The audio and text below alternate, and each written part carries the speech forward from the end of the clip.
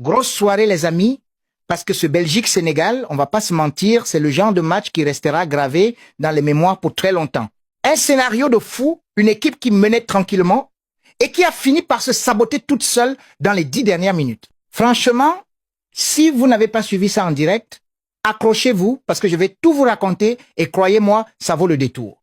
On commence directement dans le vif du sujet, les amis, pas d'intro aujourd'hui. Ce Sénégal-Belgique, tout le monde l'attendait comme un match piège pour les Diables Rouges. Une sélection belge un peu convalescente qui devait se méfier d'un Sénégal solide, discipliné, avec un groupe qui avait déjà montré du caractère pour valider sa qualification. Et entre vous et moi, dès le coup d'envoi, on a vite compris que le scénario n'allait pas du tout se dérouler comme prévu pour les Belges. Première période, autant vous le dire tout de suite, c'était clairement à sens unique. Le Sénégal a pressé haut, a fermé tous les espaces et surtout, il a fait très mal en contre. Les Lions de la Teranga ont multiplié les situations dangereuses.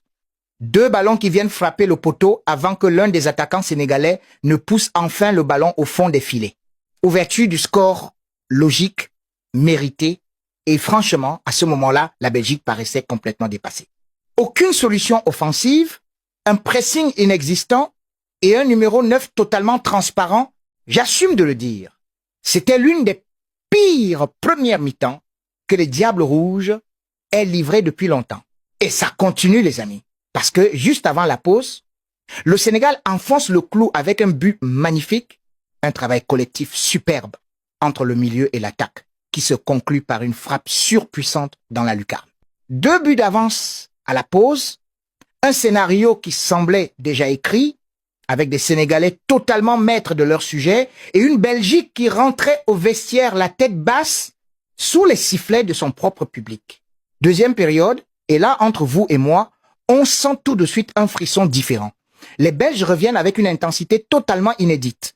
Ça presse plus haut, ça joue plus vite, et petit à petit, le sélectionneur belge fait entrer ses armes offensives depuis le banc, un attaquant costaud pour peser dans la surface, un milieu créatif pour apporter du lien. Le Sénégal, de son côté, commence à reculer, à subir davantage, comme si la gestion du score allait devenir un vrai piège. Et vous savez ce qu'on dit toujours dans ces cas-là, les amis? Un match n'est jamais fini tant que l'arbitre n'a pas sifflé la fin, et celui-là allait nous le prouver de la pire des façons pour les Sénégalais. Autour de la 85e minute, rupture totale de momentum. Sur un ballon dans la surface, l'attaquant costaud belge parvient à devancer la défense et réduit l'écart. Un but qui change tout, parce que d'un coup, le stade se remet à y croire, et le Sénégal, qui dominait tranquillement depuis le début, commence visiblement à perdre ses repères. Et là, les amis, c'est le scénario catastrophe qui s'enclenche.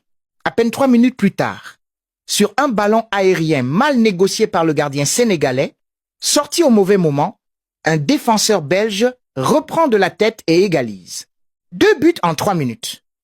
Une remontada complètement fou et un Sénégal qui passe du statut de futur qualifié tranquille à celui d'équipe totalement sonnée. Franchement, j'ai rarement vu un tel retournement de situation en si peu de temps. On sentait que psychologiquement, les Sénégalais avaient pris un coup phénoménal. Le momentum avait totalement basculé du côté belge et il fallait s'attendre à une prolongation totalement à la merci des nerfs. Et justement, les amis, cette prolongation, elle a été un supplice pour les Lions de la Teranga. Le Sénégal a tenté de se montrer patient, de repartir de l'avant avec quelques situations intéressantes, mais rien n'y fait. La Belgique garde ce fameux momentum du mental. Et dans les dernières minutes du temps additionnel, un tacle un peu litigieux dans la surface sénégalaise amène l'arbitre à consulter la vidéo. Après de longues minutes de suspense, la sentence tombe, penalty en faveur de la Belgique. Vous voyez ce que je veux dire, les amis? Ce genre de décision qui peut littéralement faire basculer un match entier. Le tireur belge s'avance. Visage fermé, la pression est immense et il ne tremble absolument pas. Frappe placée, pleine lucarne, inarrêtable. Score final, 3-2 pour la Belgique qui valide sa qualification dans la douleur après avoir été totalement dominée pendant plus de 80 minutes. Alors franchement les amis, qu'est-ce qu'on retient de ce match de dingue? Déjà, il faut être honnête, il faut savoir reconnaître quand une équipe fait un mauvais match, mais s'en sort quand même grâce au mental et à la force de caractère. C'est exactement ce qu'a fait la Belgique aujourd'hui. Ils étaient dominés, dépassés, franchement, pas dangereux pendant l'essentiel de la rencontre, mais ils n'ont jamais lâché. Et sur cette fin de match, ils ont su faire la différence sur des détails. C'est aussi ça, le très haut niveau. Et de l'autre côté, quelle tristesse pour ce Sénégal qui méritait clairement mieux au vu de sa prestation. Mener 2-0 à un quart d'heure de la fin et se faire rejoindre puis éliminer, c'est le genre de scénario qui va laisser des traces. J'ai beaucoup aimé la première période sénégalaise, la maîtrise, l'intensité dans le pressing, mais il faut aussi se poser les bonnes questions sur la gestion de fin de match. Reculer trop vite après avoir marqué, laisser l'adversaire reprendre confiance, c'est souvent ce qui coûte cher dans ce genre de compétition. Entre vous et moi, ce genre d'élimination fait très mal. Parce que le talent était clairement là, l'envie aussi, mais le football c'est cruel et parfois quelques minutes suffisent à faire basculer tout un tournoi.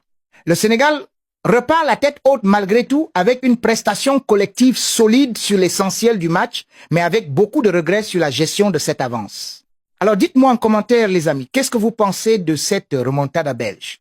Est-ce que pour vous, c'est mérité au vu du mental affiché en fin de match? Ou est-ce que vous pensez plutôt que le Sénégal s'est saboté tout seul? Je veux vraiment lire vos avis là-dessus. N'hésitez pas à développer. Je répondrai comme d'habitude à un maximum d'entre vous. Pour ceux qui viennent de découvrir cette chaîne, ici, on décortique chaque match des grandes compétitions internationales avec des analyses complètes, sans langue de bois et surtout avec beaucoup de passion. Abonnez-vous pour ne rien rater des prochains débriefs. Il y en aura tous les jours pendant toute la compétition. Et avant de vous laisser les amis, n'oubliez pas le petit pouce bleu qui fait toujours plaisir aux gars. Ça aide vraiment au référencement de la chaîne et ça permet à ce genre de contenu de toucher un maximum de monde.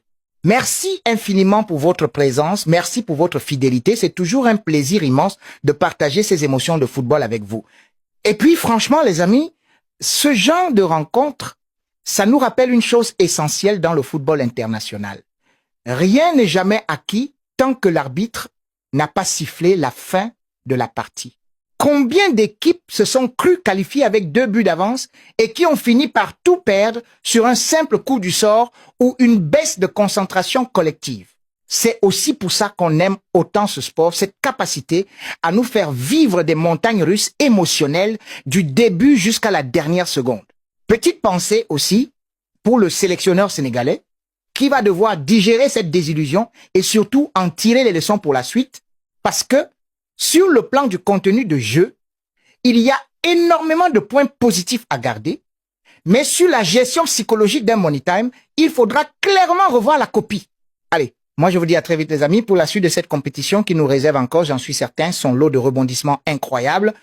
Prenez soin de vous, restez connectés à la chaîne et surtout, continuez de vivre ces émotions avec autant de passion que moi.